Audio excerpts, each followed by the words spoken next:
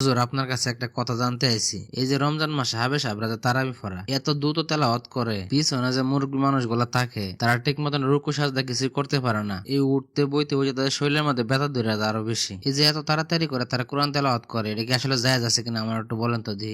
আসলে কিছু কিছু হাফেজ সাহেব মনে করে তারা যদি খুব দ্রুত কোরআন তেলাওয়াত করে তাহলে মনে হয় মুসলিমরা তারাই বিশাল বড় হাফেজ মনে করে। আসলে আদত ঘটনা কিন্তু তা নয়। আচ্ছা মনে কর সাইকেল চালানো যদি একটা প্রতিযোগিতা হয়, যে সবচেয়ে আস্তে চালাইবে সে হবে ফার্স্ট। এখন তুই বলতো যে সাইকেল চালাইতে পারে ভালো করে সে কি আস্তে চালাইতে পারবে, নাকি যে নতুন সাইকেল চালানো শিখছে সে আস্তে চালাইতে পারবে? এটা তো অত্যন্ত সোজা। যে বেশি অভিজ্ঞ, যে ভালো করে সাইকেল চালাইতে পারে সেই তো আস্তে আস্তে চালাইবো। আর যে নতুন সাইকেল দৌড়ানো শিখছে তারা তো একবার প্যান্ডেলের উপরে উঠাই দিলে আর তারা দৌড়ে দৌড়ন যাইব না। ঠিক কোরআন তেলাওয়াতটাও এরকমই, যে আস্তে করে সুন্দর করে পড়তে পারে সেই হলো অরিজিনাল হাফেজ এবং অভিজ্ঞ হাফেজ। আর যারা নতুন হাফেজ হয়েছে তারা যে কি তেলাওয়াত করে তারা নিজেরাই বলতে পারে না, মনে হয় তারা পাশের মধ্যে কেউ বাইরেইতেছে। আর ওই হাফেজরা মনে মনে ভাবে আমি যদি তাড়াতাড়ি করে তেলাওয়াত করি তাহলে এলাকার মানুষে মনে করবো আমি বড় হাফেজ। মূলত ঘটনা হলো যারা ভালো করে পড়ছে এবং বুঝে তারাই আস্তে করে সুন্দর করে কোরআন তেলাওয়াত করে। কি এখন বুঝতে পারছস? এতদিন পরে বুঝতে পারলাম, তার মানে এই ঘটনা না। তারাবি মানে তো আরাম করা, ধীর সুস্থ ভাবে পড়া। আর যারা সুন্দরভাবে আরাম করে আস্তে আস্তে করে তেলাওয়াত করে পড়বে তাদের তারাবি কবুল হইব।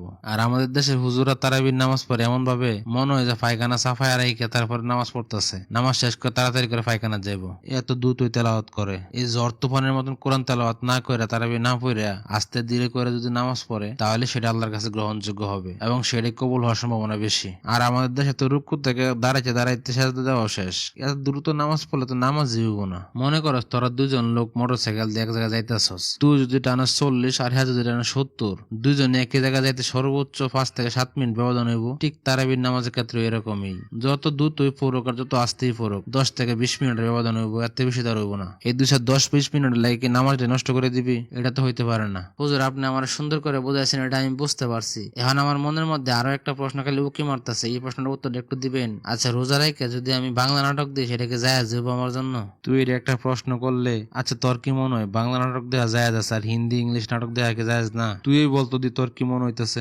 আসলে হুজুর আমি বুঝতে পারতেছি না, আমার মাথায় কোনো কিছু ধরতেছে না, আপনি একটু আমার বোঝাই দেন না। আসলে কথা হয়েছে কি, নাটকের ভাষার সাথে কোনো সম্পর্ক নাই, তার সাথে সম্পর্ক হলো তুই বাইরে দেখা যেটা জায়েজ আছে, টিভি মোবাইলে সেটা দেখাও জায়েজ আছে। মনে করো যে বাস্তবে একজন পুরুষ আর একজন পুরুষের লগে দেখা করতে পারে, কথা বলতে পারে, দেখতে পারে, ঠিক তেমনিও টিভির মাধ্যমে মোবাইলের মাধ্যমে একজন পুরুষ আর একজন পুরুষের দেখতে পারবে। যেমন বাস্তবে একজন পুরুষ একজন বেগানা নারীরা দেখতে পারে না এবং একজন বেগানা নারী একজন পুরুষরা দেখতে পারে না, ঠিক টিভিতে ও মোবাইলে ওটা দেখা নিষেধ। হোক সেটা আরবি নাটক, হিন্দি নাটক কিংবা বাংলাতে কিংবা ইংলিশে, কোনোটাই দেখা যাইব না। এবার বুঝতে পারছস? হুজুর, খুবই সুন্দর করে বুঝতে পারছি। আপনি বোঝায় বলার জন্য আপনাকে অনেক ধন্যবাদ।